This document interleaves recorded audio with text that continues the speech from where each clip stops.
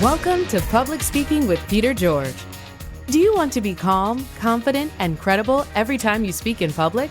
Then stay tuned as Peter and his guests discuss public speaking tips, techniques, and tactics that help you increase your impact, influence, and income.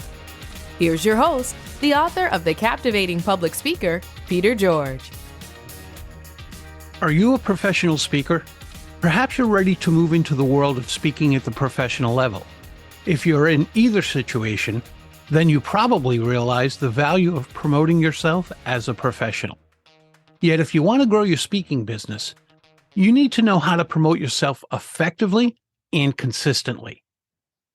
In this episode, you hear Steve Lowell share his insights on how to drive business through speaking without resorting to manipulative selling tactics. You also get to explore the concepts of creating a signature talk that defines you to your audiences and the importance of being known for something specific. Known as the guy with a 100K signature talk, Steve has traveled the globe, spoken all over the planet, and coached or influenced over 500,000 people through his one-on-one mentorships, group training programs, and online courses. His mission is to help others craft their signature talks, scale their influence, and create more business through speaking. Here's my conversation with Steve Lowell. Steve, welcome to the show. Hey, I'm so glad to be here. Thanks for welcoming me in. It's always cool to hang out with great speakers and great musicians, it seems. We do have that in common. Steve, you're known as the guy with the 100K signature talk. What exactly is a signature talk, and why is it so essential to speaker success? So a signature talk, Peter, is a lot like, your signature on anything. It's something that defines you to your audience, and it gives the audience something to pin your name to. And in all my years of speaking and training speakers, I meet an awful lot of speakers who say, I can speak on just about anything. I'll tell you, that is the last person you want on your stage, because they will speak about anything and everything. And what I've found is that when your audiences can pin your name to something, like you just did just now, you pinned me to the 100K signature talk, and that gets around. And so the next audience is going to pin my name to that, and the next audience is going to pin my name to that. And then you become what I call the one. You become the one who speaks about this one thing. Now, that doesn't necessarily mean it's the only thing you ever speak about, but it's something that people can attach your name to. You go, oh, yeah, she's the one who speaks about this, or he's the one who speaks about that. And that gives you some recognition. It gives you a little bit of, brand priority in the mind of your audiences. So the signature talk is exactly what it says. It's a talk that you can, that people can pin your name to, and it becomes almost as unique as your signature. And I think it's really important to be known for something in the speaking business, even if you're not an out there professional speaker, getting on the big stages and making all the speaking fees. If you use speaking to any measure to drive clients into your business or to build your business, it's so much more powerful when your audiences can attach your name to something, and that way they remember you. They know if you're doing something like a podcast like this one, Peter, or if you're doing your own online programs, webinars, videos, social media posts, live events, they have some idea of what to expect when they come to see you. That makes a lot of sense. To me, it's as easy as the difference between and the. Yeah. You can be a speaker, a consultant, an entrepreneur, but when you have the before your name or before what you do, that sets you apart. Absolutely. And Joe Calloway, as you probably know, is a very sought after, famous sort of one of the statesmen in the speaking business. And he had this concept, that he called the category of one.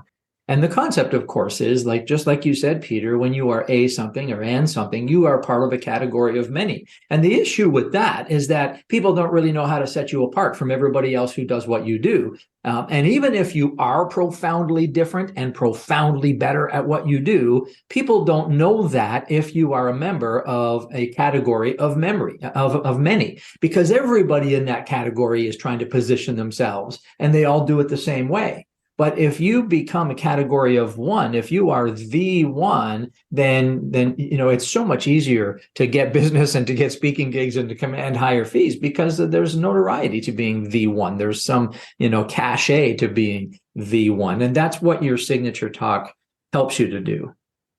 Now, when speakers strive to differentiate themselves, are there other ways they can do it, have that signature talk? Or for that matter, do they really need to be different from other speakers?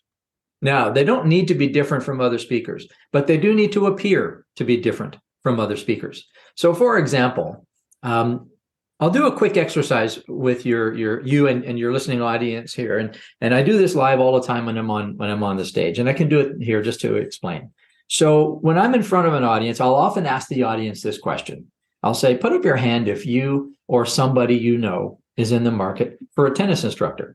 And I think I did that with the New England group. And did you remember if I did that with your group? With NSA New England, yes, you did. Yeah, and actually it rolled out differently than it did everywhere else in the entire world. We're different in New England. Yeah, it was. Oh, you certainly are different in New England because I've done it all over the world and to thousands of people. And when I ask the question, put up your hand if you or somebody you know is in the market for a tennis instructor. Generally, no hands go up, except there is an enormous demand for tennis instructors apparently in New England. So if anybody is listening to this and you're a tennis instructor, go to New England. There's lots of business for you there. But usually, what happens is no hands go up. And that's because, people generally aren't walking the earth looking for a tennis instructor. And what our audience needs to know is generally people aren't walking the earth looking for you either, right? Unless they have a very specific need that you serve.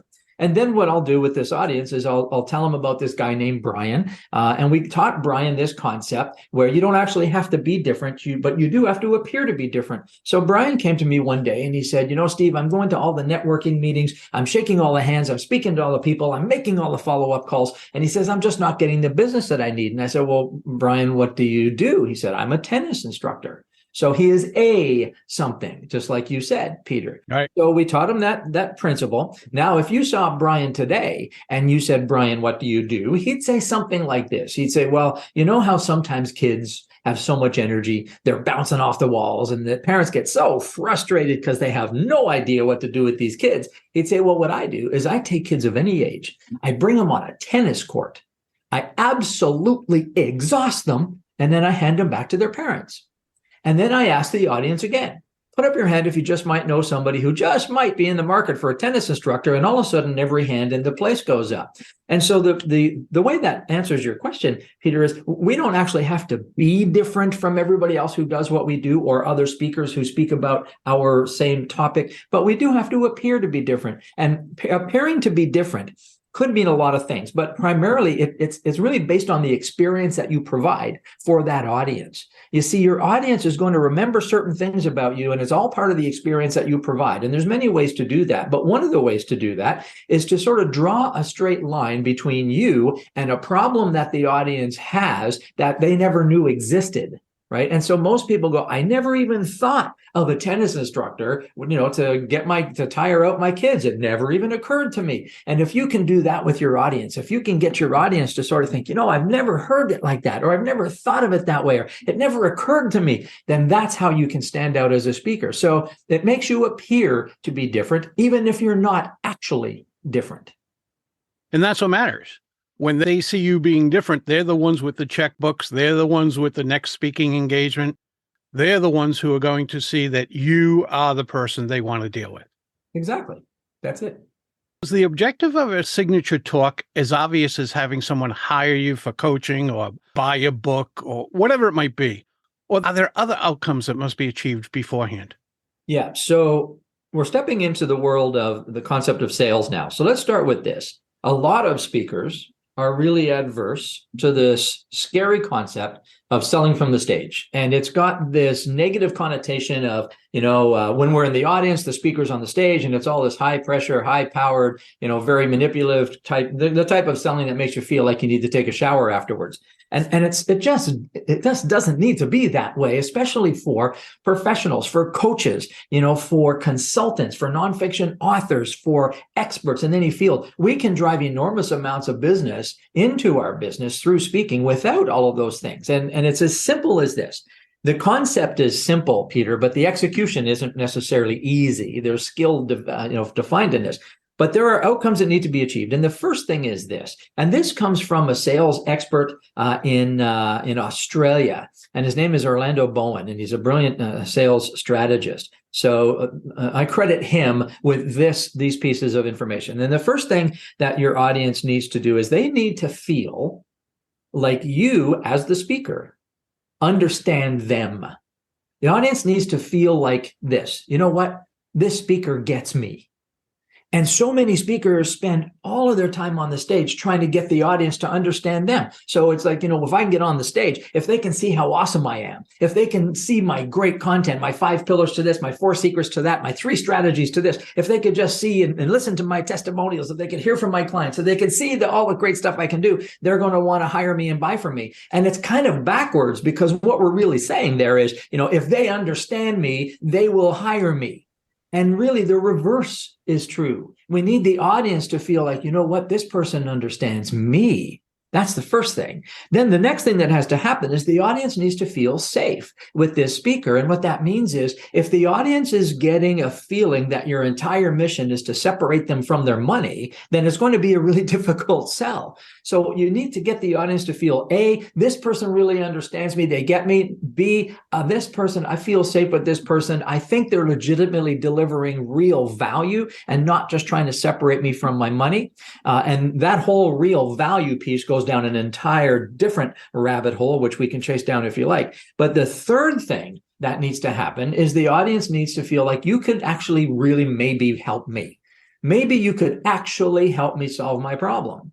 And a lot of the times those 3 outcomes are very closely related and tied together, because if I feel like, you know what, you understand me, and I think you're not just out to take advantage of me and take my money, and I think you actually have the skills you need to help me, now I'm going to consider exploring this further with you. Maybe now your 5 pillars or your 6 secrets become more important. Now your background becomes more important. Now your testimonials become more important. But none of that matters to me as an audience member until I understand that you understand me. I feel safe that you're not going to take advantage of me, and I feel like you actually have the goods to help me.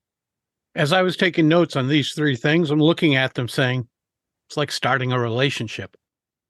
Exactly. It's like starting a relationship.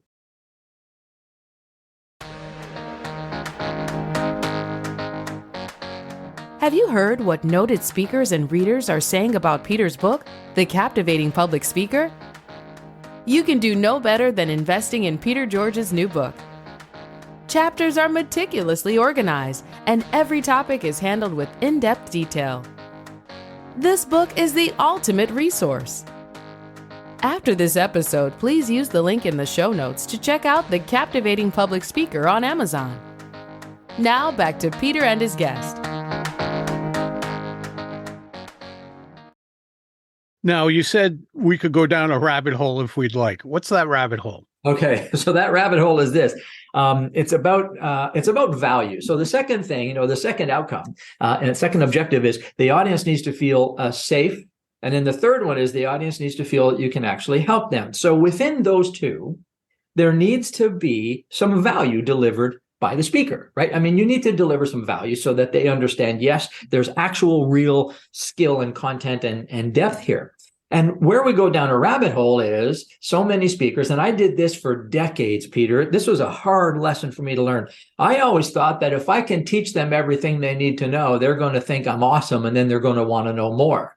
And the problem is I kept teaching way too much when I was speaking. If I'm speaking to try and generate revenue afterwards to monetize, I would teach way too much. And they would walk out the door thinking, this is awesome. I've got everything I need. And it didn't occur to me that if they got everything they need, then clearly they're not going to need me. Right? I thought they would just hire me because I'm awesome, but they're not going to hire me unless they need me. And that took me a while to figure that out. So the rabbit hole is that we get on the stage in front of the audience, live or virtual, and we just teach and teach and teach and teach and teach. And then they walk away thinking they have everything they need to solve whatever the problem is they're trying to solve. And we're doing them an enormous disservice when we do that, because there is no way they have everything they need to solve the problem. And so what I found is this: 2 important things.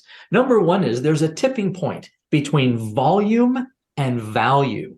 Now, by volume, I don't mean your loudness, right? I mean the amount of content.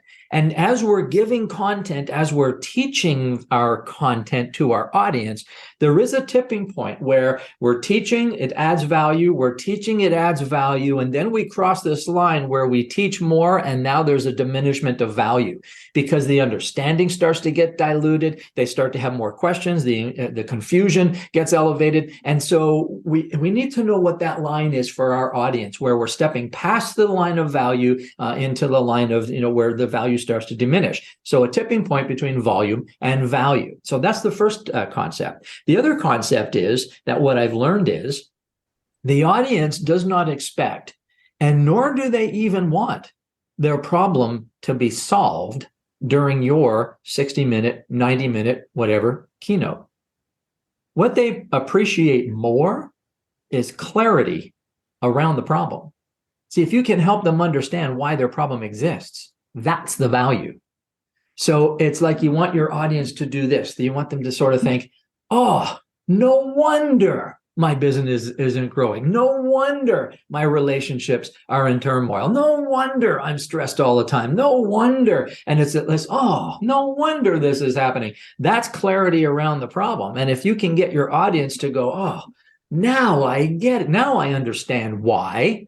That's the value. And so now you add this to the equation. So here are the outcomes that we want our audience to achieve in order to drive revenue. Number one is this. You know what? I think this speaker understands me. Number two, I feel safe with this speaker because I now have clarity around my problem.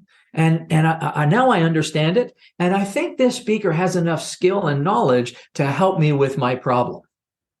And now you've got this really great package where when you're finished speaking, if they're dead serious about solving their problem, it would be ridiculous of them not to come and talk to you.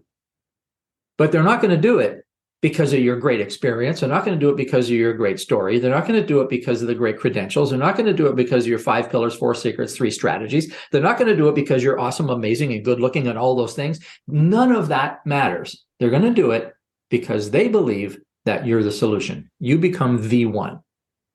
For a newer speaker or even experienced speakers who haven't looked at it this way, how do they come up with clarifying the problem? Well, clarifying the problem that the audience doesn't even know they have.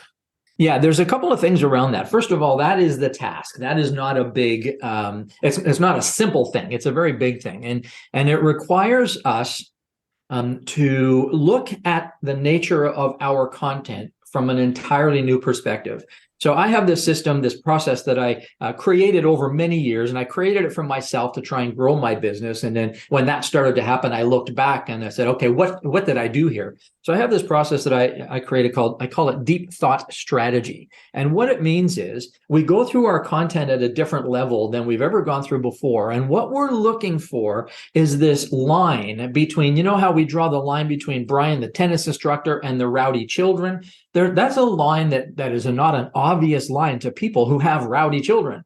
So we need to find that line. What is it that I offer that solves a problem that the client has that they may not even draw a connection with?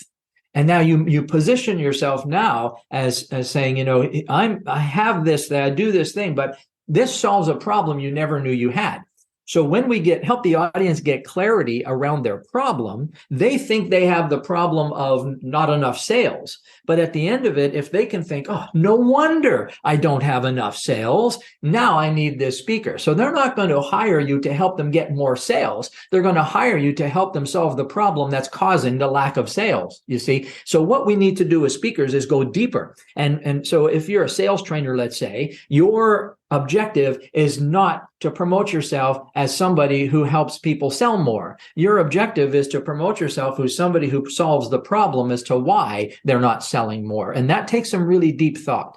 And it takes going through your content and challenging everything you do. Here's how I do it. And this is just sort of a few little tips.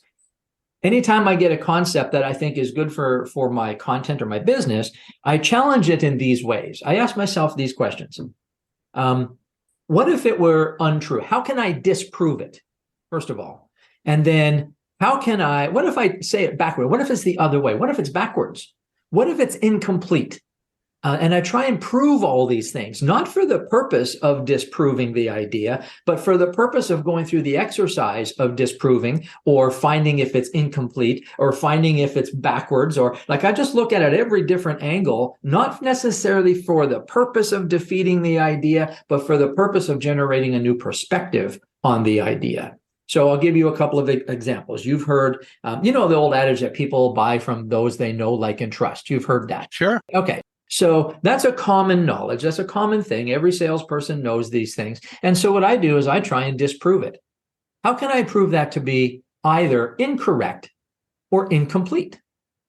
And so I have a little process I do that proves it to be incomplete. And so I take these common things that are taught in my world, in my business, and I try and position myself in a contrary position if I can. And it's great. And you do, and it causes you to go through your content at this, tiny little level, right? At the granular level.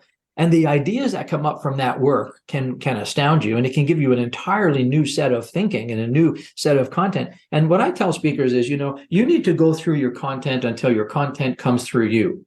And so when we do this work and we question everything and we challenge everything and we research everything and we try and take a contrary position on everything, then what happens is we go through our content at such a deep level, all of a sudden our content starts to come through us. So that's the work. It makes a lot of sense.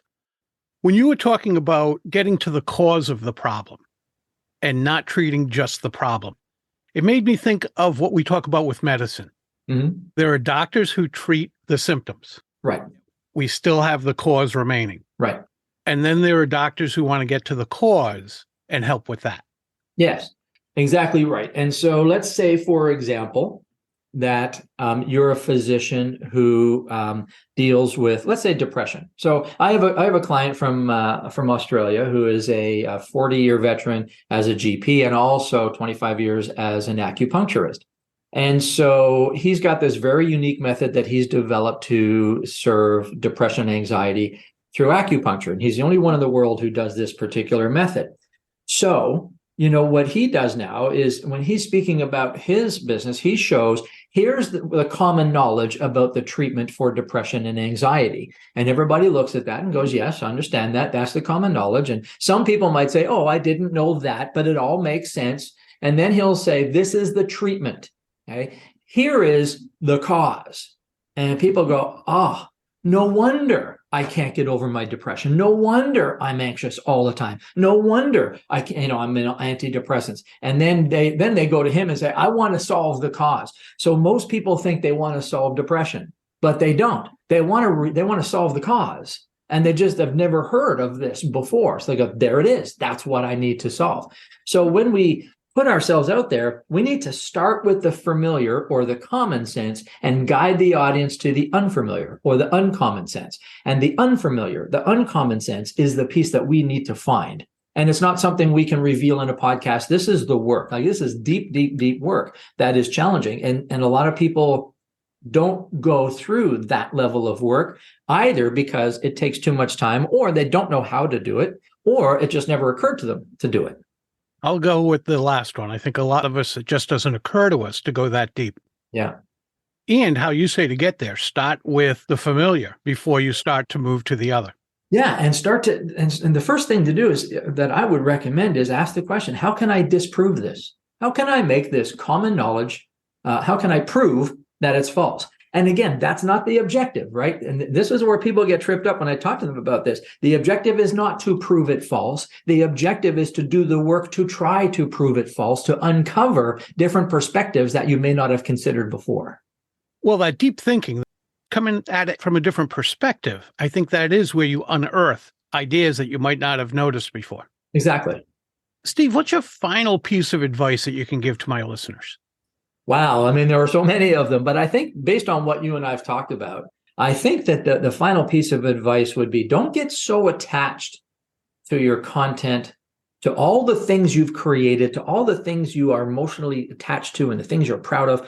Don't get so attached to that content that creativity and inspiration is not permitted to descend. So open up your mind and look at everything you're doing and just ask yourself the question, what if? What if it's incorrect? What if it was incomplete?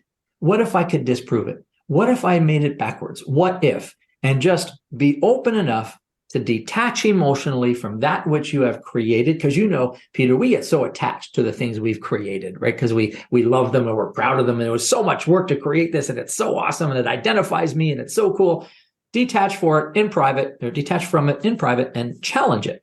How can I disprove it? How can I prove it to be incorrect? How can I prove it to be incomplete? What if I do it backwards? What if I do it sideways? What if I turn it around? What if I change this? And just ask, what if? And see what happens. Great advice. Steve, thanks so much for being here today. It's been a pleasure having you on. I appreciate the knowledge you shared with me and my listeners. Well, it's always a privilege, to get on these podcasts with great people. And I want to congratulate you, Peter, on the work that you're doing. You're pumping out some amazing content. You're changing lives, and you're a true credit to the business. And I'm just a privilege to be here with you. Thank you, Steve. I appreciate that. That's a wrap of another episode of Public Speaking with Peter George. Be sure to tune in again for a conversation with another public speaking expert. And remember to use the link in the show notes to go to Amazon and check out Peter's acclaimed book, The Captivating Public Speaker.